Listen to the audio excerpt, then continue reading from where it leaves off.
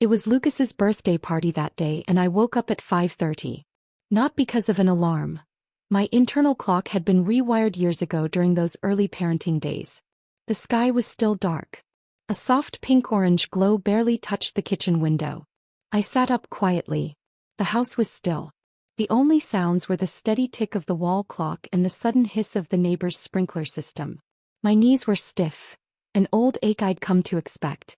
I sat on the edge of the bed for a few seconds before standing up. My fingers brushed over the crumpled memo pad beside me, a handwritten list of everything I needed to prep for the day. Technically, this party was supposed to be organized by Brian and Natalie. But of course they only came up with the idea. The execution, that naturally fell to me. "It's just easier at your place," Natalie had said on the phone. "Your backyard's bigger and gets more sun." She paused, then added, "And the kids love your blueberry muffins." It sounded like a compliment, but I knew it meant I'd be handling everything. She followed up with a long string of screenshots. Cream cheese puffs, mini cheeseburgers, Sophie's favorite chocolate chip pancakes. Even the drinks had notes. Not from concentrate, cold-pressed only. I put my phone down, took a deep breath. It would be a lie to say I wasn't tired. Still, I replied, "No problem." I tied on my apron, flicked on the kitchen lights. As the refrigerator light hummed on, I felt like a stagehand behind the curtain, setting the scene for a grand family production. Corn chowder simmered on the stove. A cream cake, prepped the night before, was rising in the oven. I whipped the frosting, wrist turning steadily, listening to the mixer buzz like a ritual chant echoing through the quiet house. By 9:30 Brian and his family arrived. "Mom, we're here," Brian called out as he pushed the door open. His voice still sounded like the boy who used to burst into the kitchen after soccer practice. But he wasn't that boy anymore. Behind him was Natalie in beige heels, her coat draped over her arm, holding a clear plastic box. "You didn't get the tablecloth on yet?" she asked, eyeing the setup. "Didn't you have a pale gold one last time? This blue clashes with the balloon colors." I looked up, smiling. "The gold one got ruined in the wash last year. This one's new." Her gaze shifted to the drink bucket. "Is orange juice all we've got? We usually do lemon soda. Lucas doesn't like anything too sweet." I swallowed the words, "You didn't mention that," and instead said, "I can check the fridge again." "Oh, don't bother." She waved a hand like brushing away lint. "I'm just saying." Lucas spotted the birthday present I had set out for him the moment he walked in, but quickly tossed it aside like a piece of trash. It was a light gray-blue hand-knit sweater, made with the softest merino yarn I could find. I'd sewn a little lion on the chest. It sat in a neatly wrapped box on the kitchen sideboard. "You still knit?" Natalie glanced at it, let out a soft laugh. "Wow, you've really got time on your hands. But don't waste the effort, he's not gonna wear that." My hand paused mid-wipe on the carving knife. She didn't wait for an answer. She was already headed outside to inspect whether the balloons were symmetrical enough. I lowered my gaze and kept working, but something was lodged in my chest like a stone. By 10:30 Angela's family showed up, fashionably late. The car door slammed shut, followed by Max's shriek, "Let me out. I want to go in first." Thudding footsteps pounded the hall, straight onto the freshly mopped wood floor. He held half a cream donut, icing smearing everywhere as he ran. "Max." Angela called after him, juggling her phone and her parenting. "Don't make a mess." But she didn't even look up. Phone pressed to her ear, voice rushed. "Yeah, I'll be in San Francisco next Wednesday morning." "No, let John cover that first. Listen to me." I took Max's coat from his arm, led him to the bathroom and closed the door behind him. I could still hear Angela's heels crossing the living room floor, her voice carrying through the hallway. "She's used to doing everything. Just let her handle it, don't worry," she said breezily, like she was commenting on the weather. He was talking to Dennis. He had been standing by the kitchen doorway, halfway to helping me plate the appetizers. I saw his hand extend, then freeze midair when his wife's words reached him. Dennis nodded and stepped back. But when his eyes met mine, there was an awkward, flickering guilt in them. The party picked up quickly. Kids were shrieking and chasing each other around the backyard.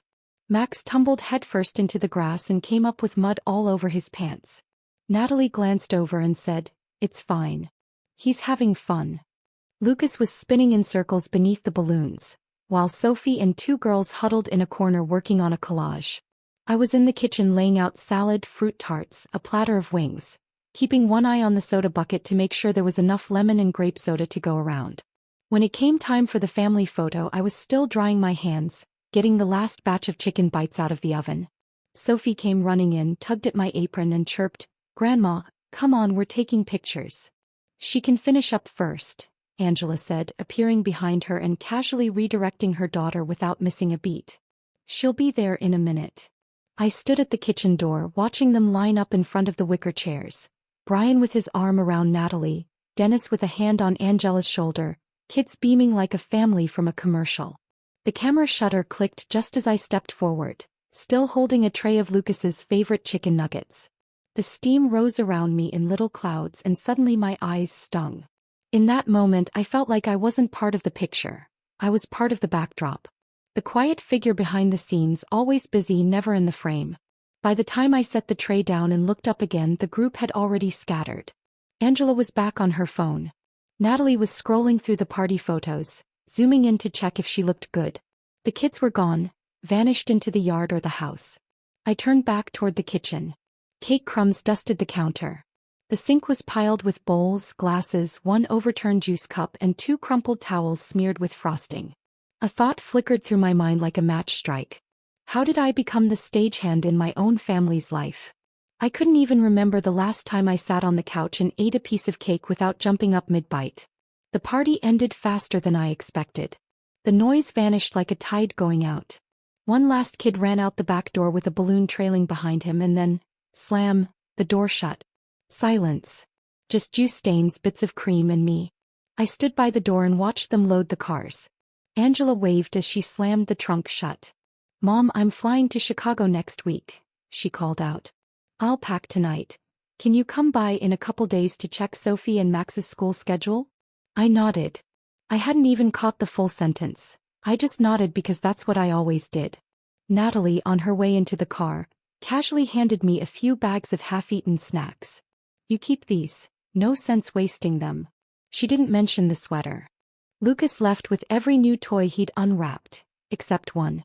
The neatly packaged box with the hand-knit sweater sat untouched in the corner of my kitchen like a misplaced puzzle piece that didn't belong anywhere. "Grandma's sweaters are so old-fashioned," Lucas had said, tone dipped in mockery. Before I could react, Natalie chuckled, "Don't be so blunt." Then glancing my way she added without pause, "Marilyn, maybe next time skip the handmade stuff. He's into graphic hoodies now, not sweaters." She said it while shoving gift bags into the backseat. Not a trace of hesitation on her face. I stared at the box. The sweater lay inside, untouched. My chest clenched like something sharp had jabbed it. The car door slammed. The engine started. And then silence again. The kind that hums through your bones. Like the last few hours had never happened at all.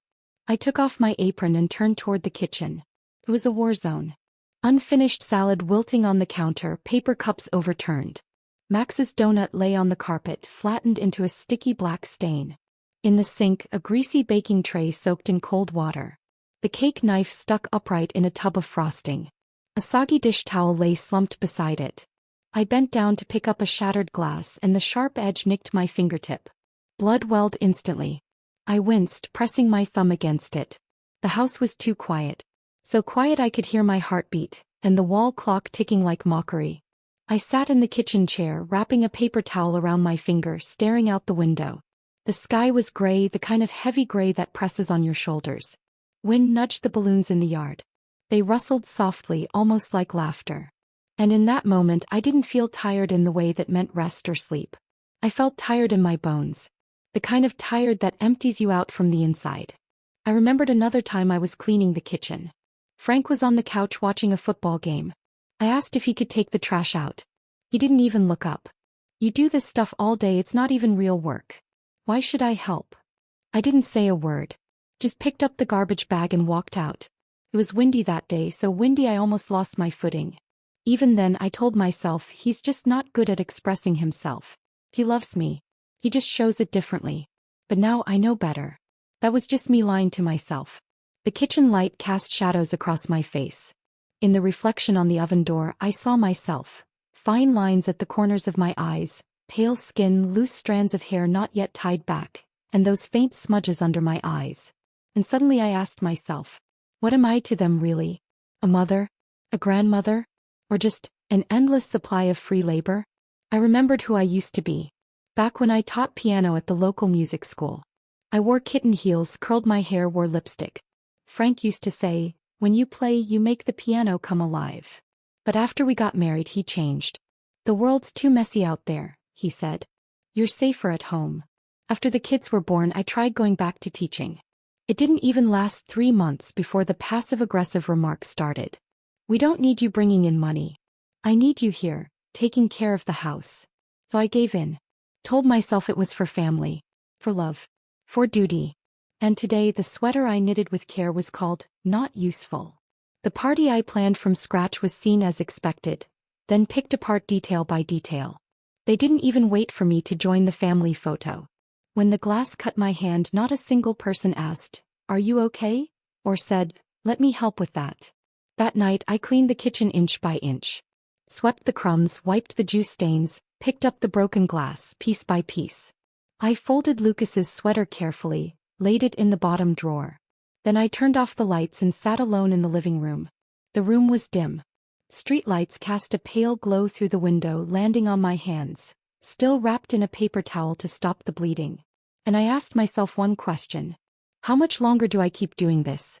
The next morning, it wasn't even 8 when I heard the familiar slam of a car door. I didn't need to pull the curtain back, I already knew who it was. Angela's SUV stopped in the driveway. The tires were still rolling when Max jumped out, shouting, "I'm bringing the green skateboard inside." I opened the door. Angela was dragging a suitcase with one hand, phone clamped between her shoulder and ear, face tight with urgency and fatigue. She was mid-call, talking fast. "I'm at my mom's now. Yeah, I need that deck finalized before the morning briefing. Beth didn't respond yesterday." He gave me a look that meant, "Take the bag." I took it. Then gently grabbed Max by the sleeve as he started tearing apart my couch cushions. "Easy there, kiddo. Don't hide the remote again." Angela ended the call and flashed a mechanical smile. "Mom, you're amazing. Seriously. I've got to catch a flight. I'll be back tomorrow afternoon. Today they're all yours." "I thought you said your trip was next week?" I asked, quiet but confused. She paused, blinked as if trying to recall her own timeline. Then let out a small laugh. "Flight changed. Booking's a nightmare lately, you know how it is." I didn't say anything. Just nodded. Max was already in the kitchen digging through drawers for candy. My freshly cleaned floors were stamped with muddy little footprints in less than 2 minutes. He picked up one of my spice jars, twisted the lid off and asked, "Grandma, can this be a rocket launcher?" "No," I said softly. "Put it down." He didn't. He twisted harder until, snap, salt exploded across the floor. He laughed like it was a masterpiece. Angela peeked in. "If he's too much, just plop him in front of the TV. He doesn't need to learn anything today anyway." I bent to grab the broom, lips parting, but no words came out. She pulled her suitcase to the door. "Oh, lunchboxes are in the fridge. Don't let Sophie eat too much sugar. She had a toothache yesterday." "What time do you land?" I asked. 3:30. "Dennis'll pick me up." "And the kids?" She waved a hand like brushing lint from a sleeve. "They're with you. Just like always." The door slammed shut. The house was quiet again, just me and the 2 kids. Max was zipping around the living room running takeoff experiments on his green skateboard. Sophie, on the other hand, was sitting quietly by the window coloring. She looked up at me and asked softly, "Grandma, why are you always so busy?" I froze. Her voice was purely curious, no judgment, no pity, just the kind of question only a child could ask. I didn't know how to answer. "Do you like doing all this?" she asked again. I smiled faintly and knelt beside her to tidy her papers. "I used to think I did. And now? No. I'm not so sure." She furrowed her little brows as if trying to figure out what I meant. But a second later she went right back to coloring her pink bunny. Around 10:30 the doorbell rang. It was Sharon, holding a bag of apple pie, wearing that old t-shirt with the little dove print and her usual bright grin. "I stopped by the farmer's market and thought of you," she said as she stepped in. "That party yesterday looked lively on Instagram." I gave her a weary smile. "Lively, yes. Cleanup was all me." "What again?" You did it all by yourself. I just nodded. She glanced around the kitchen and living room, then at Max crawling on the floor and whistled. You look like a full-time unpaid house manager. I laughed but didn't argue. She wasn't wrong. She was so right it actually stung a little. You're not their maid, Marilyn, she said calmly. You're not an on-call nanny. You're a person.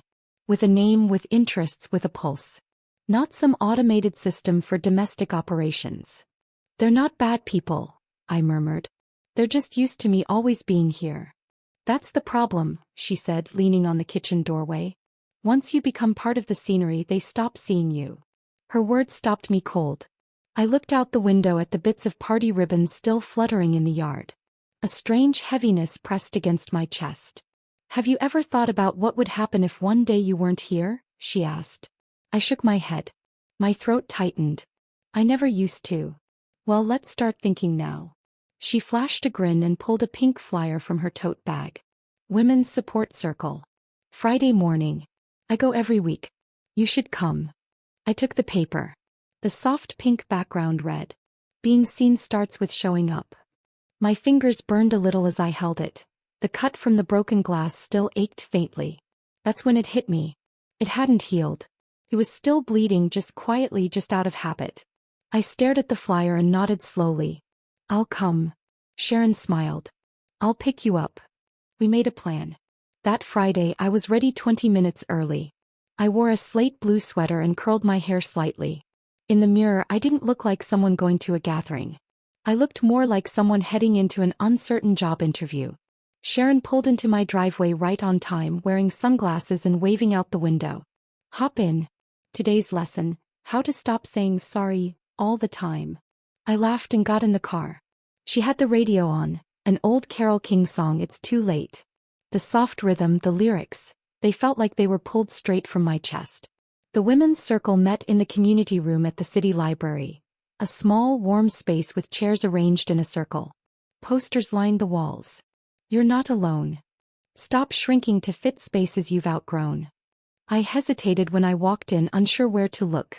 Everyone was chatting, smiling, like it was a reunion of longtime friends. I hovered by the doorway, feeling like a guest in the wrong movie. Sharon patted my shoulder. Sit here. I'll grab you some tea. I settled into a chair in the corner. Next to me was an older woman with a full head of silver hair, wearing a bold red jacket. She offered her hand. I'm Irene, retired nurse. First time here. I nodded, trying to smile. Hi, I'm Marilyn. Firsts are hard, she said warmly. I came for the first time last year. Was so nervous I didn't say a word. Ended up crying anyway. I didn't even bring enough tissues. I chuckled, some of the tightness in my chest easing. The facilitator was a woman with lavender gray hair named Tamara. Her voice had a grounded strength, neither loud nor soft, like the crisp sound of a pencil moving across paper. She said, today's theme is, who I am is not defined by what I do for others.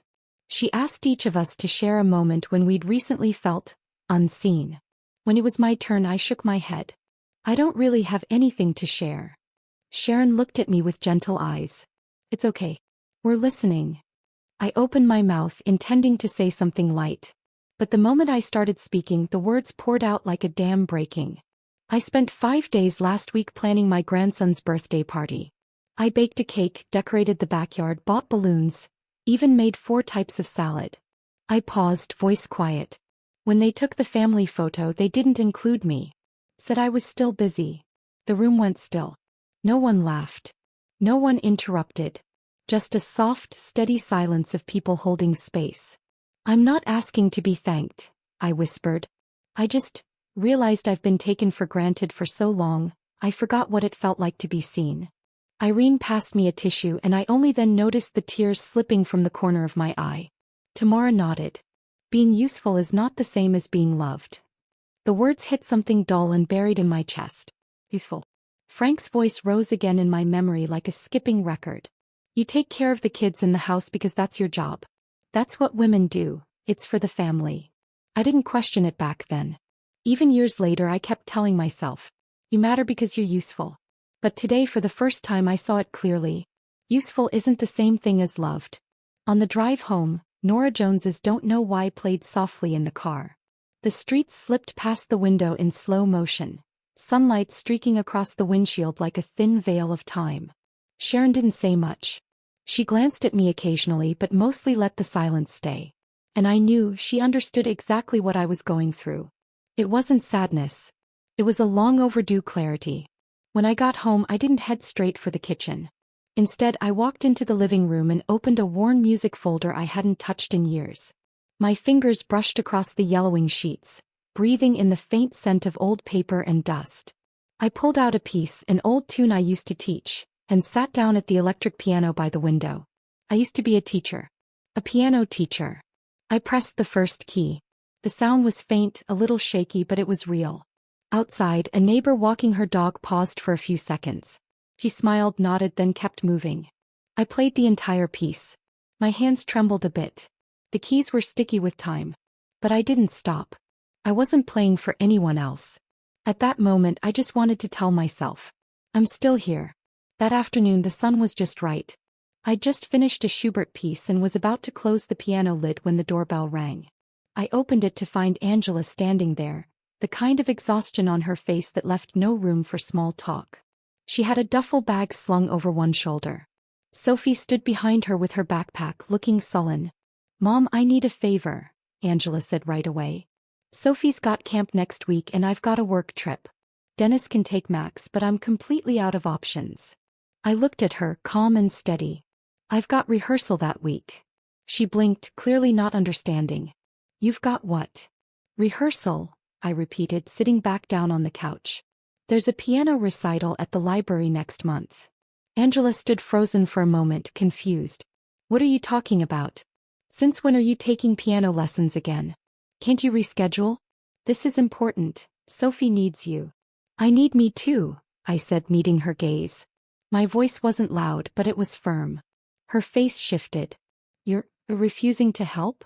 Her voice rose in disbelief. "You've never said no before." I nodded gently. "That's true. I didn't know I could." Angela dropped the bag to the floor, her frustration simmering. "Do you know how busy I am? If I land this client, I'll get promoted by the end of the year. And you're choosing a recital over helping your granddaughter." I didn't answer directly. I just looked at her, the way you might look at a version of yourself from long ago. The kind of woman who always put others first until there was nothing left of her. Sophie tugged lightly at her mom's sleeve. "Can we just go home?" she asked softly. Angela looked down at her daughter and something in her face shifted. The anger ebbed a little, replaced by something messier. He picked up the bag. "Fine. I'll figure something else out." She turned to go, but I called after her. "Angela." She didn't turn around. "I'm not saying I won't ever help you. I'm just saying I can't be the person who never has a life of her own." She stood at the door for several seconds before muttering, "I didn't expect you to turn into this." "And I never expected I could," I said quietly. The door closed. My heart was pounding. My palms were slick with sweat. I sat on the couch for a long while. Then my phone rang. "Brian." "Mom, did you forget to pay for Lucas's summer camp?" he asked right away. Natalie's card got declined and said the charge hadn't gone through. I closed my eyes and took a deep breath.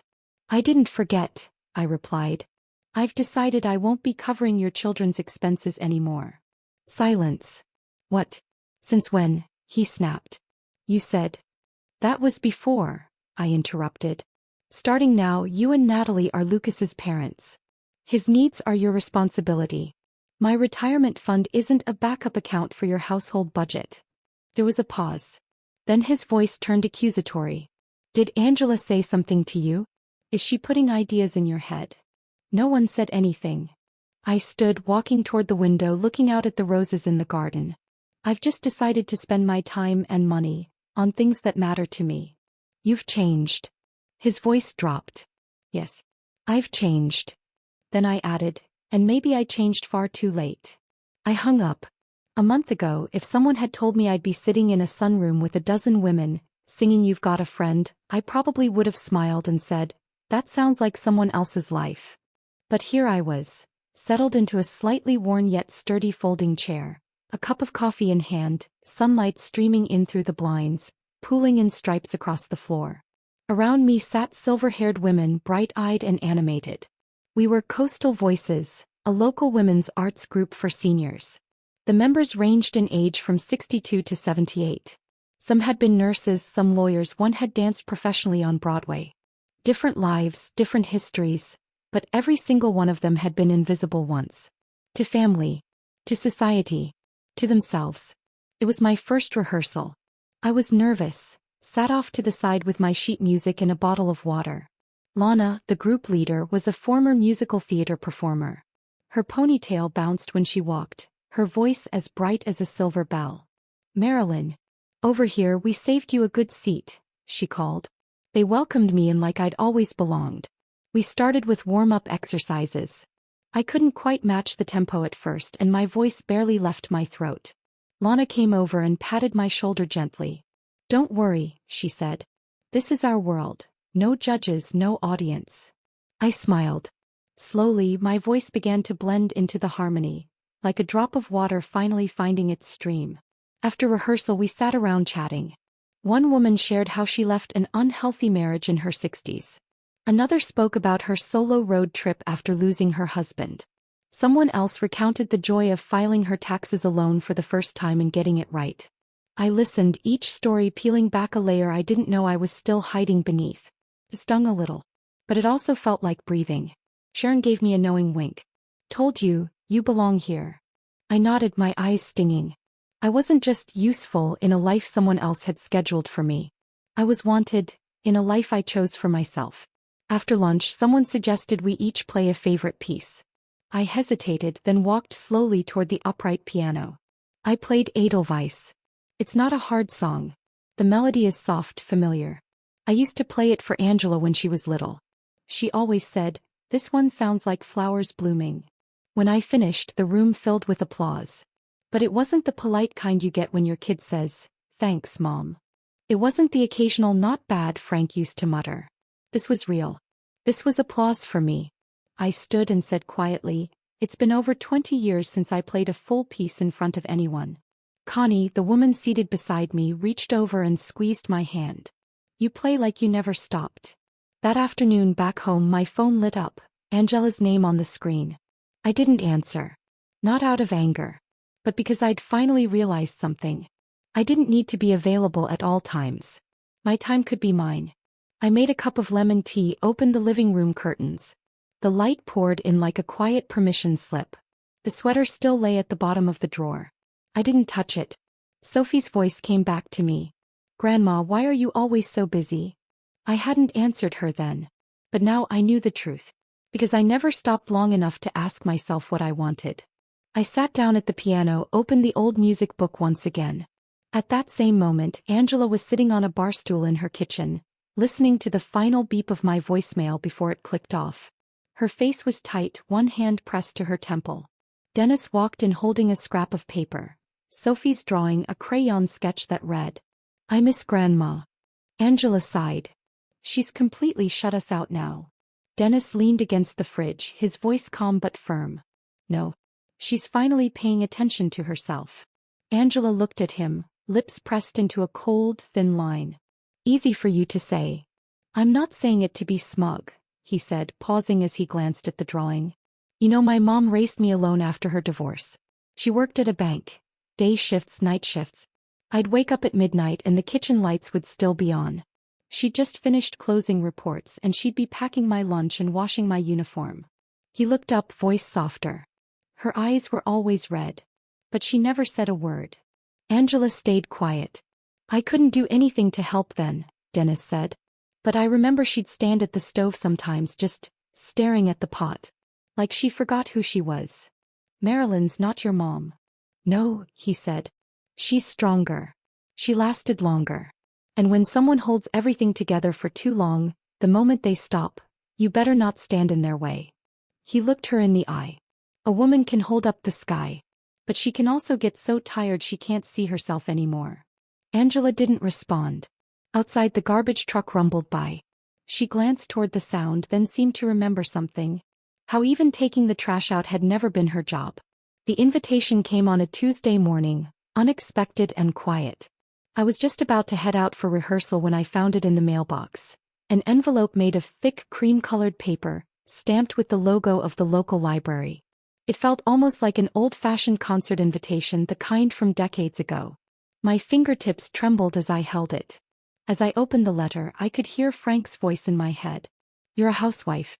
Stop wasting time dreaming about nonsense." But the words on the page silenced him instantly.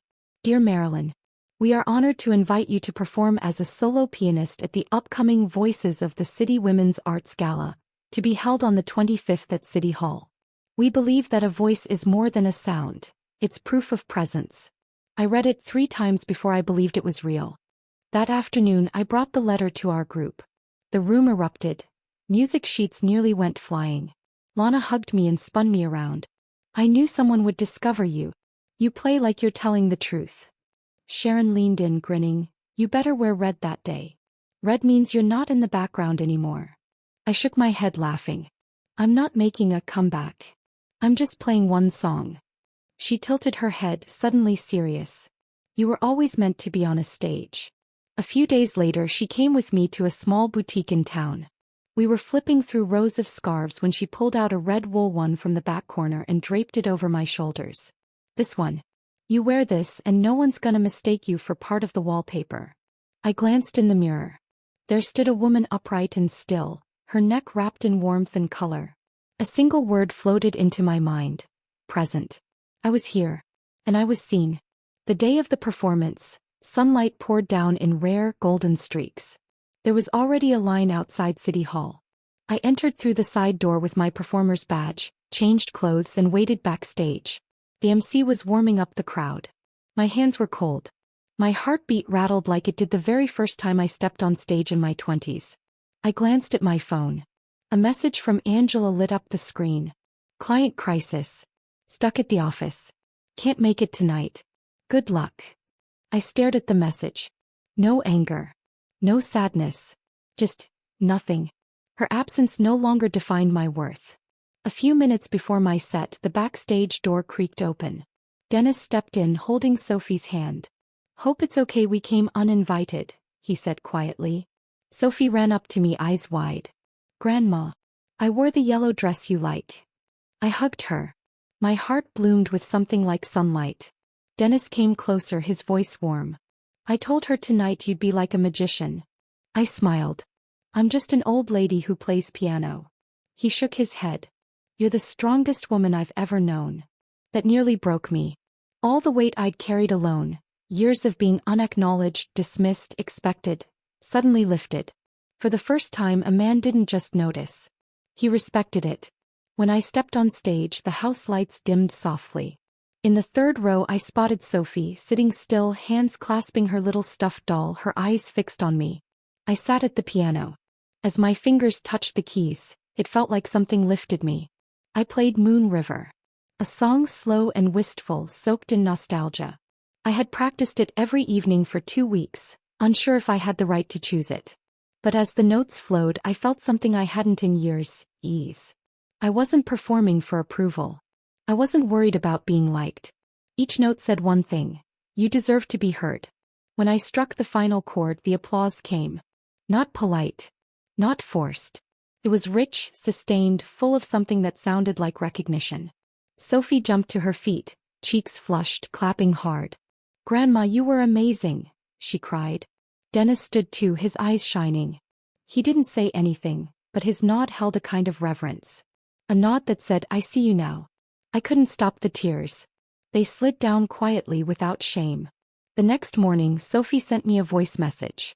Her tiny voice crackled through the speaker. "Grandma, when you played piano, I thought you were like the fairy tale lady who turns moonlight into music." I laughed. Something long frozen inside me began to thaw. But elsewhere a storm was forming.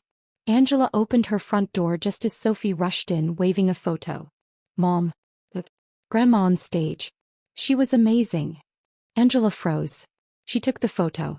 On the back, written in messy, innocent handwriting: "My grandma is a star." Her face darkened. "You took her?" she snapped, spinning toward the kitchen where Dennis was setting down a kettle. Dennis nodded, calm. "Yes. I took her. You didn't even ask me." Her voice rose. "She's my mother, not yours." Dennis leaned against the counter. You're her daughter. But you've never truly seen her. Angela scoffed. Oh, stop. I grew up with her. I know what she's like. He's always been like this. Organizing, fussing, cleaning, worrying about everyone. She doesn't know how to sit still. Angela, Dennis said quietly, she's not a role. She's a whole person. Have you ever asked if she still wants to be doing all of this? Angela's brow furrowed, her voice defensive. You don't get it. You didn't grow up with her. She's always been the type to take on everything, and then act like it's no big deal. She's not okay with it. She just hasn't been allowed to have an opinion, Dennis replied, his voice lower now. I was raised by a single mom. I know what it looks like when a woman's holding up a home completely on her own. I'll never forget the look in her eyes, like she forgot who she even was. And that look, I still see it in Marilyn sometimes. Angela faltered, her voice softening slightly. So what? She never said she didn't want to. She's saying it now. Dennis's voice was steady, unwavering. You're just so used to her silence meaning everything's handled, that when she finally speaks up, you take it as betrayal. Angela's gaze wavered, but she held on to her pride. I have work. I have pressure. I'm holding this whole family together. I can't do everything. Dennis didn't push. He simply said, no one's asking you to do everything. But you need to realize, taking care of everyone shouldn't be a lifetime sentence for your mother. Angela opened her mouth, then closed it. She had no answer. That same moment I was at home sifting through an old drawer when I found a photograph. Angela was 6. I'd taken her to her first piano concert. She sat on my lap, her eyes wide with wonder, fixed on the stage. Back then she'd say, Mom, when I grow up I want to play piano too. But she grew up. And now she's the one telling her kids, don't bother Mommy, she's working. I don't blame her. It's not all her fault. She was raised to believe, my mom is supposed to be like this. Quiet, reliable, non-disruptive. I no longer wonder when they'll understand me. All I know is, I'm not going back to the kitchen. From today forward, I will no longer be the silent footnote of my own life. Later that afternoon, I just wrapped up a lunch hour rehearsal and was about to head to the market when my phone rang. It was Brian. Hey Mom. We're planning Thanksgiving this year, inviting a few friends over. Natalie thought it'd be easier if we did it at your place again. More space outside and you're great with the food. We'll bring dessert, just easier with the kids not tearing up our house. I stood at the car, hand on the door handle. Paused. I already have plans for Thanksgiving, I said. I'll be assisting at a piano salon that day. There was a beat of silence as if he hadn't processed it. You have plans? Yes. I've helped organize a silver arts program for the community. I'm managing logistics and performance coordination. I opened the car door and got in. So no, I won't be hosting this year. His voice lifted slightly. But we've already told people. Natalie sent out the invites. They're expecting to have dinner at your house. You can't just back out. I heard that phrase, your house, and felt the irony twist inside me. It only became our home when they needed something. You can tell them your mom will be at the piano this year, not making mashed potatoes, I said calmly. He hesitated, then replied with a touch of sarcasm. Let me guess, Angela got to you. You two are both in this whole independence phase. Or something now. No, I said evenly. It's because I never used to understand the word boundaries. You're a father. You're a husband. Your household should not depend on a 66-year-old woman to carry your logistics and your finances. Another pause. Then his voice turned cutting. So what, you're just going off to live your little life now? You could say that. I smiled. Oh, and tell Natalie to stop forwarding your mortgage statements to me. They're not my problem. They never were. I slipped my phone into my purse, hands resting on the steering wheel. I didn't turn the key right away. This was my first time refusing their holiday nomination. No guilt.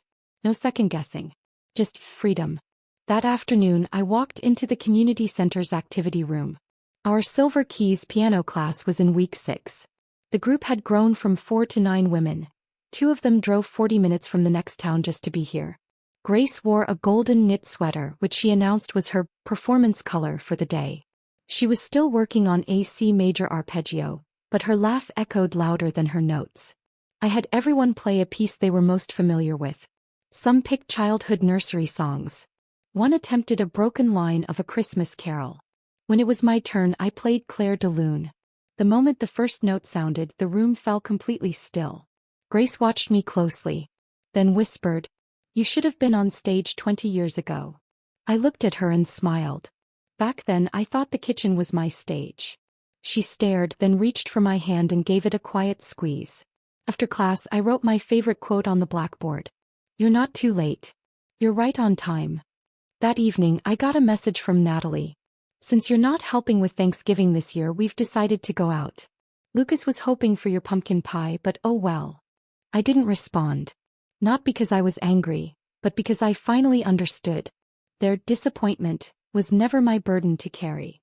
I stood in the doorway of my kitchen, eyes resting on the worn yellowing recipe binder beside the oven. I realized I hadn't touched it in 3 weeks. And for the first time I didn't feel guilty. I no longer needed to bake to prove I was lovable. That weekend I attended another women's empowerment forum hosted by the library. Sitting among strangers who felt oddly familiar, I heard a speaker say something that etched itself into me. We were never born to be someone's something. We were born whole. I wrote it in my notebook and circled it in red. I wasn't just Brian's mom. Or Lucas's grandmother. I was Marilyn Thompson. Piano teacher. Community volunteer. A woman with a life of her own. And that identity needed no one's approval. The weather had turned. Leaves fell from the sycamores in crisp, quiet showers. I took down the summer wind chimes and replaced them with a soft fabric wreath in autumn tones. When the wind blew, it no longer chimed, it whispered. As if reminding me, it's time for a seasonal change. Maybe even a different season for mothers and daughters. Angela no longer called as often. She didn't ask me to babysit or to handle her household emergencies. But I could feel her, circling back. One afternoon, just after I finished teaching a Silver Keys class, I was putting away sheet music when I heard a familiar voice at the door. "Mom." I turned. Angela stood there, coat still on, Sophie's hand in hers. One foot already inside the classroom. "Can we just listen for a bit?" I nodded. No questions. Sophie ran over, beaming. "Grandma, what are you playing today?" I picked her up and settled her on a chair. "Over the Rainbow." Angela remained near the door, watching. But not with impatience or distance. Her expression was complicated. She was seeing me, maybe for the first time, not as someone who filled the gaps, cooked, cleaned, cared, but as a person who was respected, heard, and needed in a room full of women. She whispered a hello to Grace beside her. Grace smiled and said, "Your mom's eyes light up when she plays." I saw that comment ripple through her like a small stone dropped in deep water. She sat in a corner seat, gripping her purse strap, silent. And she stayed that way until the last note rang out and the room erupted in applause. Then she exhaled, like surfacing from underwater. After class she lingered. I was gathering books when she approached me slowly. "When I was a kid, didn't you used to play that song every Christmas?" I paused. "Yes. You were in The Wizard of Oz that year. I played it every day for you to practice." She nodded softly. Her eyes misted. "I think I forgot that," she said quietly. But today when Sophie heard it, she held my hand and asked, "Mommy, did Grandma play that for you when you were little?" She smiled faintly, but her eyes brimmed with guilt. I didn't know how to answer. It took me a long time to remember. I stopped what I was doing and looked at her. Her voice was raspy with emotion. "I always thought of you as part of the kitchen. The person who opened the door, cooked the meals, drove the carpools, fixed the band-aids. And somewhere along the way, I became just like Dad." I didn't interrupt. "He never listened to you. Never gave you space to dream. And somehow I followed in his footsteps and pushed you right back into the same mold." Tears gathered at the corners of her eyes. Her voice dropped to a whisper. "I don't want to be that person anymore, Mom. I really don't." I took a deep breath and set my sheet music aside. "I'm not here to blame you," I said, stepping closer. "I just want you to see me. I was never just your mother. Or his wife. I'm a woman. A person." She lowered her head and finally the tears fell. "You've done so much better than I have." I gently held her hand. "We're all just women," I said softly. "Learning how to be mothers, and how to be more than mothers." She looked up, eyes shining. "Could I learn to play piano with you?" I smiled. Of course. But fair warning, I'm a tough teacher. She laughed through the tears and then hugged me. In that moment we were two whole people. Not roles. Not obligations. Just women. Reaching for each other again. That night at dinner, Sophie handed me a drawing. "This is you playing the piano," she said. "And mommy's next to you. And I'm in the middle." I looked at the crayon lines. Simple, colorful, filled with joy. And I felt a kind of tenderness I'd never known before. I finally understood. Some wounds don't close with silence. They stay open. Just long enough to grow something new. And Angela and I. We were finally beginning a different kind of mother-daughter journey.